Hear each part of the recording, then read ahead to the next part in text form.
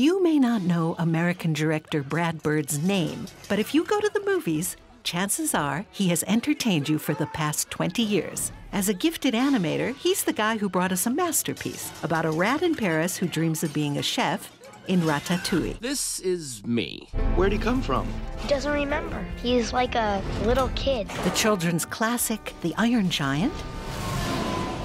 Little, yeah. And the secret superhero family of The Incredibles. What's the toughest thing about being a superhero?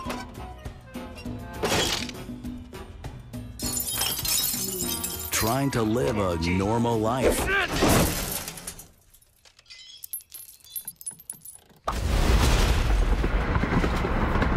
The president has initiated Ghost Protocol. He also directed flesh and blood actors in Mission Impossible: Ghost Protocol. We need to change people's perceptions about superheroes, and Elastigirl is our best play. Better than me? His new film, Incredibles 2, is out now. I like Mom's new job! Welcome, animator extraordinaire Brad Bird and accomplished producer Nicole Grindle. Thank you. Hi. Helen, the mom, alias Elastigirl, becomes the breadwinner for her family in this installment, and Bob, the dad, ends up staying home with the kids. Helen is literally stretched in lots of directions, and Dad has his hands full. So do you ever worry that kids who see this will conclude that being a parent is just too difficult and too exhausting, and as a result, you will lead to a precipitous decline in the world population? That would probably be a good thing environmentally. So, yeah, what do you think about that? Well, sure. I mean, that would be an unintended consequence, but I actually think that kids do see their parents stretched, and they do see their parents in some of their lowest moments, and maybe it allows them to appreciate why they are that way and makes them appreciate their parents more. I think that we tend to... Nice spin. Well, I hope. I have kids. I hope that they're going to come out of this movie going, wow, Mom, thank you. You know it's crazy, right? To help my family, I gotta leave it. To fix the law, I gotta break it. You've got to, so our kids can have that choice. This film picks up where the original left off 14 years ago, and superheroes, known as supers, are illegal. Back then, moviegoers had plenty of time to breathe between superhero movies, and now there are so many. We could probably use a superhero. Are you saying we're being suffocated by superheroes? No, I'm saying we could use a superhero to protect us from an onslaught of superheroes. Yeah. There you go. Now, you know that animation is the best visual effect ever, but do you worry a little bit about saturating imagination somehow? Sure. I mean, I think that was on our minds, is that there was a landscape filled, and here we are just bringing another one out. But I think what separated our films from the others is that they are primarily about the family, and superhero genre is used to comment on that. See anything unusual, Hogarth? Thing. Really? So, I guess you're not gonna hurt me, huh? The way most animated films are made has evolved a great deal since you directed The Iron Giant, since you joined Pixar.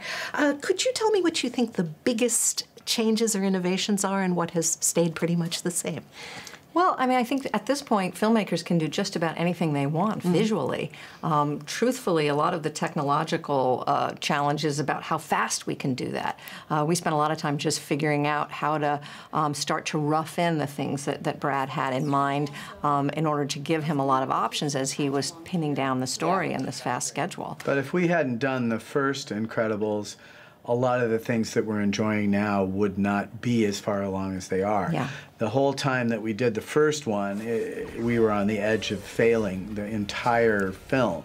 And now the medium has matured to the point where if you can imagine it and you have enough time, you can absolutely execute anything. So. Of course, we present for your pleasures a traditional cheese trolley. To start, we have an excellent clochette, creamy, very nice, very light. And finally, the pièce de résistance, very special, very rare.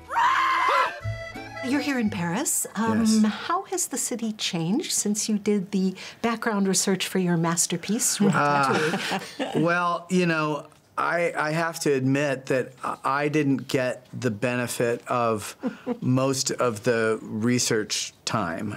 It was my predecessor and the crew got to spend some real time in Paris and got to interview a lot of great chefs and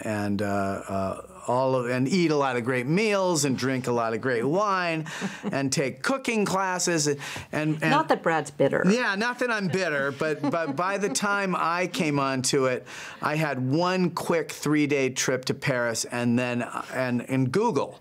And those, all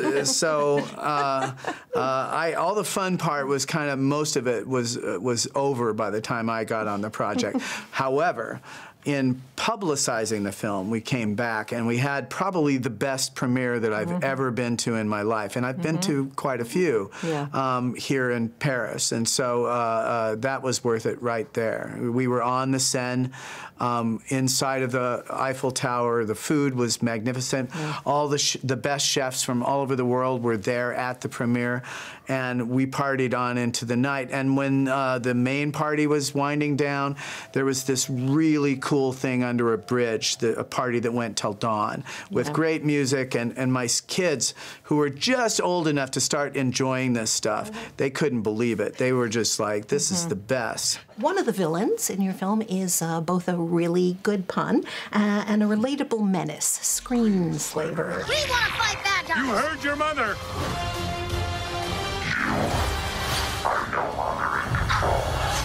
We need to help Mom and Dad. Put that on. Screenslaver is still out there. Suit up. It might get weird. I'll be there ASAP.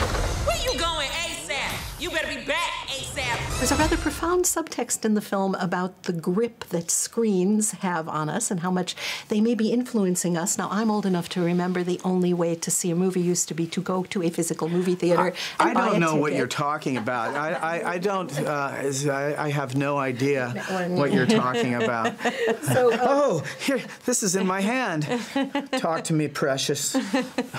Would you say it's too late, or can we still exercise a little bit of free will? Well, what's funny is my sons are, one of my sons, my oldest boy, works in Silicon Valley and is so fluent with computers. I mean, he can take apart a Mac and put it together and all of that stuff.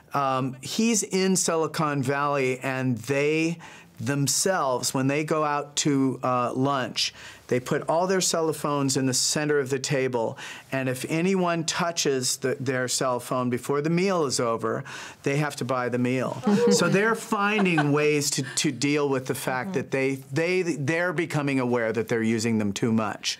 I often wonder what Steve would have thought of that, because it is this fantastic device, and yet you can become too dependent on it. No, I think it blunts creativity if you become over-dependent on it. So I do hope that this next generation will start employing those kinds of techniques to let go. Nicole, I read that in college you were the director and chair of an all-female comedy troupe. That's true. Do you think opportunities for women in comedy have grown since then? Well, not as much as I would have hoped. I think at that time I thought women had arrived and were on equal footing, and it's been surprising to me as I've gotten older that there aren't more women in those kinds of creative roles, writing and directing. But, you know, I think people have become conscious again and taking great strides to give more women opportunities. And, you know, Domi Shi is the director of Bao, the short film that's attached to our film. And she's very talented. And I look forward to seeing a lot more from her and some others.